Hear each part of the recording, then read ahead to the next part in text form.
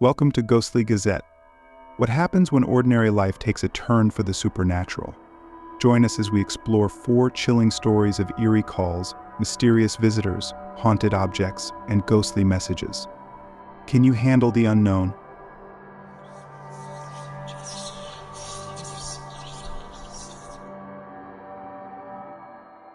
A few years ago, my brother began experiencing something truly bizarre and terrifying.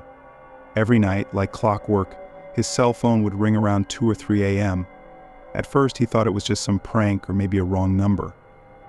But when he answered, the sound on the other end was unlike anything he'd ever heard. It was a hellish cacophony, a blend of static and what sounded like distant, anguished screams. It was so eerie and unsettling that it sent chills down his spine every time. For the first few nights, he tried to ignore it, thinking it would eventually stop. But the calls persisted, every single night without fail. After about a month of enduring these nightly disturbances, he decided to change his phone number, hoping that would put an end to the madness. For about a week, it seemed like the nightmare was over. He could finally sleep through the night without that dreaded interruption. Then, one night, the phone rang again at the familiar time. He answered it, his heart pounding in his chest, and there it was, the same horrifying noise. Static mixed with screams, just as before. It was as if the caller had found him again, despite his efforts to escape. He couldn't understand how this was happening. How could the calls have resumed when he had a completely new number? Desperate for answers, he decided to backdial the number. The call connected to an old man who sounded confused and had no idea what my brother was talking about. The old man insisted that he had not made any calls, especially not at such an ungodly hour. My brother was left even more bewildered. If it wasn't this old man, then who or what was behind these calls?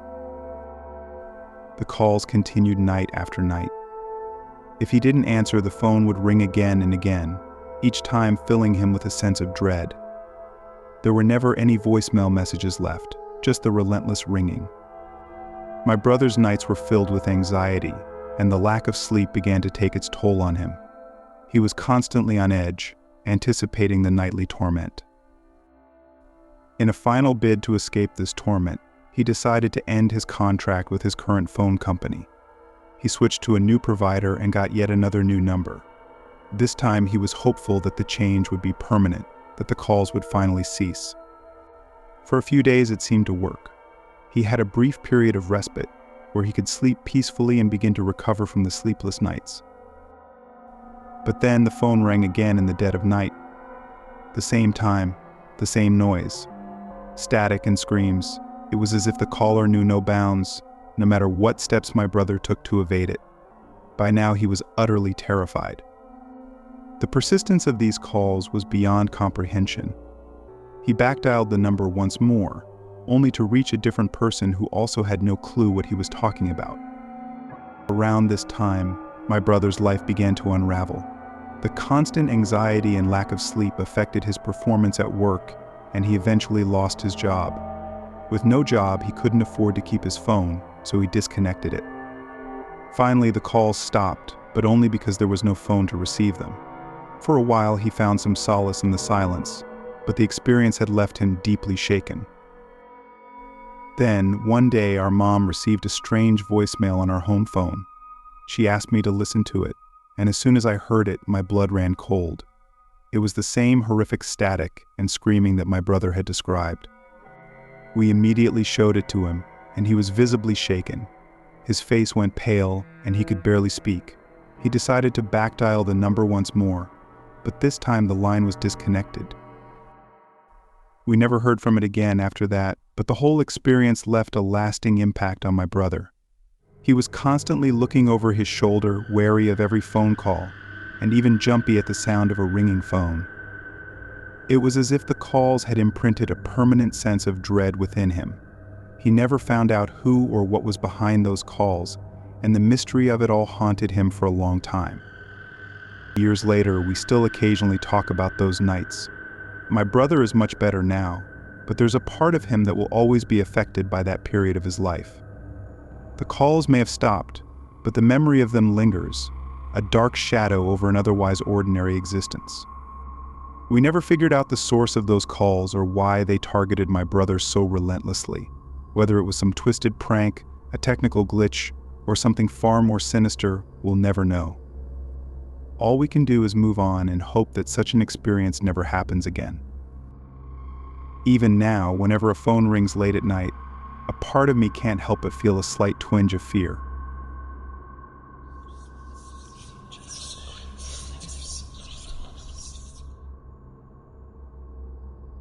When I was in high school, I took on a babysitting job for a family I had never worked for before. It was a chilly autumn evening, and I arrived at their house just as the sun was setting. The house itself had an eerie atmosphere. It was a large, old house, somewhat disorganized, with an odd assortment of decor. There were peculiar masks hanging on the walls, their lifeless eyes seeming to follow me as I walked through the rooms. Despite the unsettling surroundings, I reassured myself that it was just a house, and that I had faced far scarier things in my horror movie marathons. The family had 3 children: Jillian, the eldest at 10 years old, Tommy, who was 7, and little Katie, who was just 5. The parents gave me a quick rundown of their routines and then headed out, leaving me alone with the kids. I felt a bit anxious, as I didn't know the children very well and was unfamiliar with the house's layout. Nonetheless, I put on a brave face and tried to make the best of it. As the evening wore on, the wind picked up outside, howling through the trees and rattling the windows. The kids and I were in the living room, watching TV, when suddenly the power went out. The room was plunged into darkness, and I could hear the kids start to whimper. I fumbled around for a flashlight or some candles, trying to stay calm for their sake. The flickering light cast eerie shadows on the walls, making the masks appear even more sinister. Without the TV to keep the kids entertained, I had to come up with other activities to keep them occupied. We played a few games and told some stories, but the unfamiliarity of the house and the strange decorations made it hard for me to feel at ease. Jillian, ever the curious one, started going through my purse. I was about to tell her to stop when she pulled out my camera, her eyes lighting up with excitement. "Can I take some pictures?" she asked. "Sure," I replied, thinking it would keep her busy for a while. Jillian began snapping photos around the room, capturing her siblings' silly faces in the spooky ambience of the house. This went on for about half an hour, with her giggles breaking the tension that had settled over us. Despite the unsettling environment, we managed to have some fun. Finally, around 12:30, the parents returned home. They thanked me for watching the kids and paid me generously. I hurried out, eager to leave the eerie house behind and get back to the comfort of my own home. The events of the evening stayed with me, but I tried to brush them off as just another babysitting adventure. The next morning, I remembered Jillian's impromptu photo session and decided to go through the pictures on my camera. I scrolled through the images, smiling at the kids' goofy expressions and the way they had managed to have fun despite the power outage. But as I looked closer at the photos, my smile faded, replaced by a growing sense of unease. In the background of several pictures, partially obscured by the curtains and the darkness, was the unmistakable figure of a man. He was standing outside the glass door that led to the backyard, his face pressed against the glass as he stared into the house. He was there in every picture Jillian had taken, a silent, menacing presence that had gone unnoticed at the time. My heart pounded in my chest as I realized the implications. This man had been watching us the entire time, hidden in the shadows. I immediately called the family to let them know what I had discovered. The mother answered the phone, and I could hear the panic in her voice as I explained what I had seen in the photos. She thanked me for telling her and assured me that they would call the police. I spent the rest of the day in a state of shock, replaying the events of the previous night in my mind. I couldn't shake the image of the man at the door, his eyes fixed on us as we went about our evening, oblivious to his presence. It was a chilling reminder of how vulnerable we can be, even in what we believe to be the safety of our own homes. The family later informed me that the police had come and searched the area, but they found no trace of the man. The photos were their only evidence, and while they were unsettling, they provided no concrete clues as to who the man was or what his intentions might have been. The parents were understandably shaken and took additional security measures to ensure their home was safe. As for me, the experience left a lasting impact. I continued to babysit, but I was much more cautious and vigilant. The memory of that night, with its eerie house, strange masks, and the mysterious man watching from the shadows, stayed with me for a long time. It served as a stark reminder that sometimes the things that go bump in the night are all too real.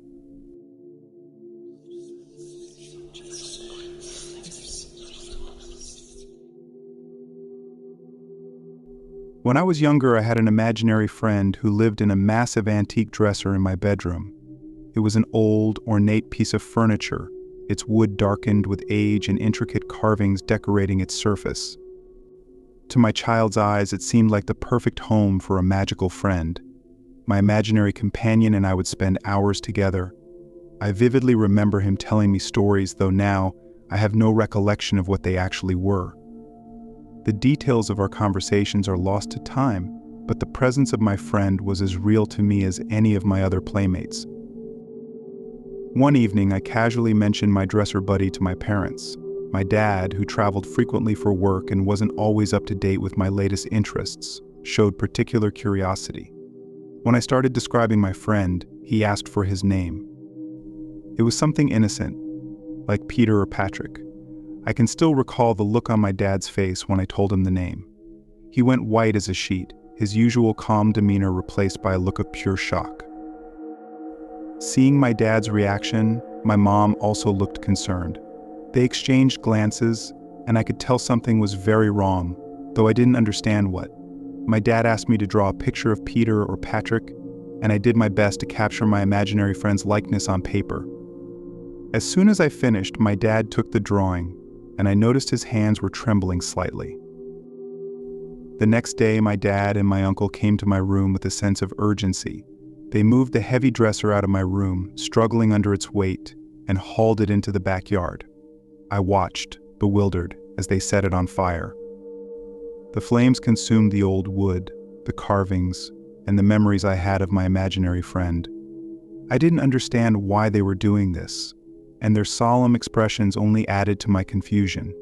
They didn't offer an explanation, and I didn't know what to ask. It wasn't until a few years later that I learned the truth behind their actions. My dad finally sat me down and told me a story from his own childhood, one that was eerily similar to mine. He revealed that his little brother, my uncle, had also had an imaginary friend with the same name who lived in the same antique dresser.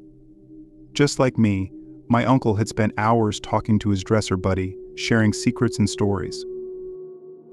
However, my uncle's experience had taken a darker turn. After a few months of what my grandparents had dismissed as typical imaginary friend behavior, my uncle began having severe night terrors. He would wake up screaming in the middle of the night, drenched in sweat, his face contorted in fear.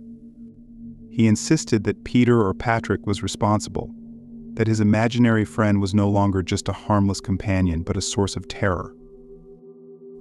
The night terrors grew worse, and my uncle couldn't sleep. He became anxious and withdrawn, and my grandparents were at their wits' end. Eventually, they moved him out of his room, hoping that a change of environment would help. It took some time, but my uncle slowly began to recover. The night terrors subsided, and he was able to sleep peacefully again. The dresser, however, remained in the house, a silent witness to the unsettling events. When my dad saw the drawings and heard me mention the name, all those memories came rushing back. He couldn't let history repeat itself. Burning the dresser was their way of ensuring that whatever haunted it was gone for good, that it wouldn't have the chance to torment another child in the family. Even now as an adult, I think back to those days with a mixture of nostalgia and unease. The memories of my imaginary friend are hazy, overshadowed by the knowledge of what my uncle went through. The antique dresser is long gone, but the stories and the fear it inspired linger on.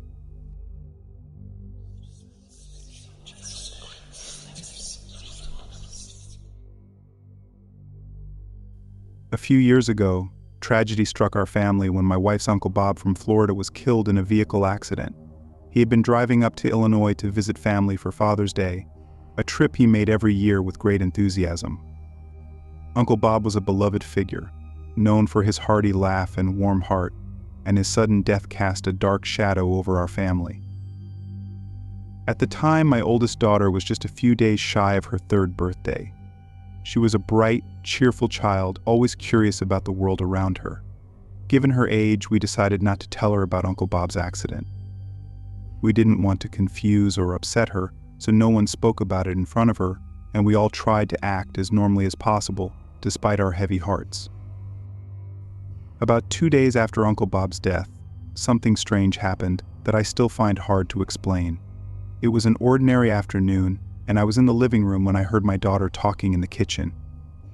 It sounded like she was having a lively conversation, which struck me as odd since I knew she was alone. Curious, I walked into the kitchen and found her standing by the dishwasher, chatting away. The scene was eerie in its normalcy. There she was, my little girl, talking animatedly to what seemed like thin air. I gently asked her who she was talking to, half expecting her to tell me she was playing with one of her imaginary friends.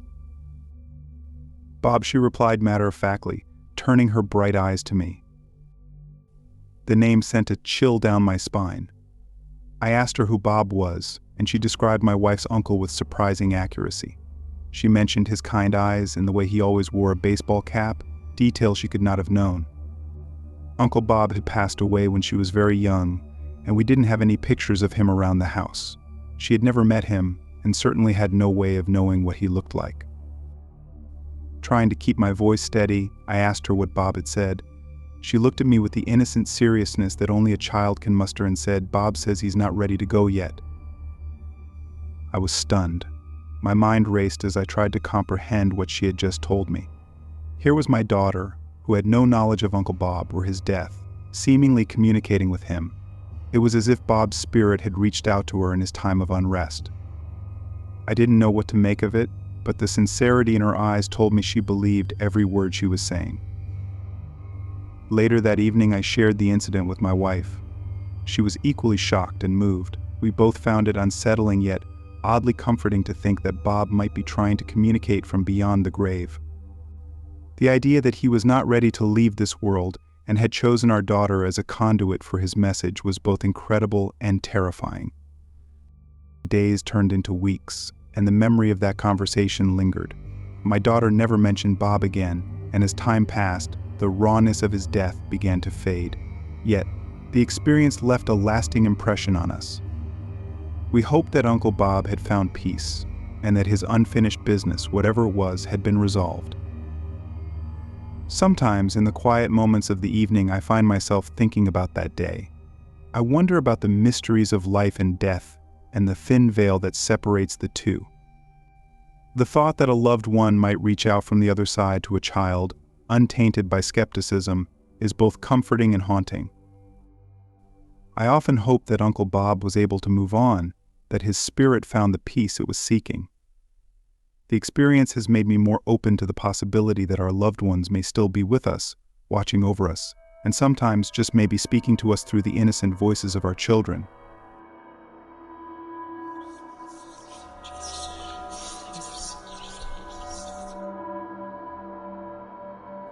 When I was a kid, my family rented a cabin in the woods for the summer. One night, I woke up to the sound of someone whispering my name. I looked around and saw a figure standing by the window, partially illuminated by the moonlight. It was a woman in old-fashioned clothing, her face pale and sad. She pointed towards the forest and then disappeared. The next day I told my parents, and they brushed it off as a dream. Years later, I found out that the cabin once belonged to a woman who disappeared mysteriously. Locals believed she was searching for her lost child, who had vanished in the forest. I still wonder if she was trying to lead me to her. Thanks for joining us on this journey through the unexplained. If you enjoyed these chilling tales, be sure to subscribe to Ghostly Gazette for more mysteries and ghostly encounters. Until next time, may you navigate the shadows with courage and curiosity.